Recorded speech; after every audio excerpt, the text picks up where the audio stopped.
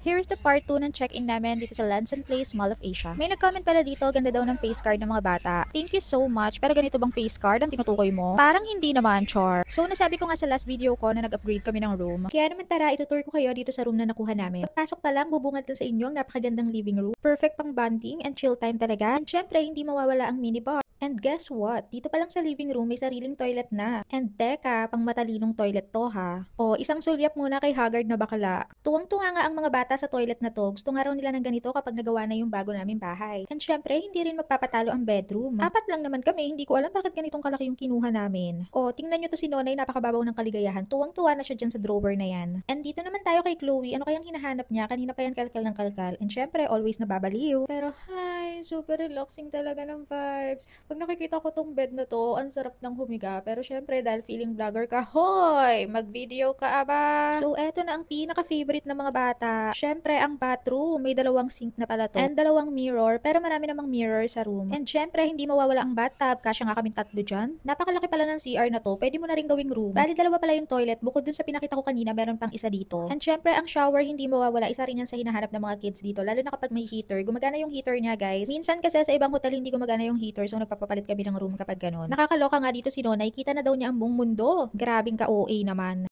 O, may batang nagbabait-baita, nagpapaalam. Sige na, buksan mo na yan. O, diba, sulit na sulit talaga. At napakaganda talaga. O, may masasabi ka pa ba? Ay, ewan ko na lang talaga. O, siya, nandito ka na rin lang. Ipapasilip ko na rin sa'yo kung ano yung mga menu nila dito. Ito yung breakfast namin. Grabe, sobrang daming pamimilian. Hindi rin pala ganun karami yung tao kaya hindi kayo siksikan sa buffet. Makakapili ka at makakakuha ka talaga ng maayos. So bala ko talaga titikman ko lahat. Kaso meron silang champorado. Sa sobrang daming pagkain wala ako masyadong nakain kasi nagchamporado lang ako at nabusog na ako doon. Grabing ka-addict talaga sa champorado. Hindi ko ba alam kung bakit. Pero si Habi marami siya nakain. Hindi ko na nga lang na-videohan yung pagkain namin.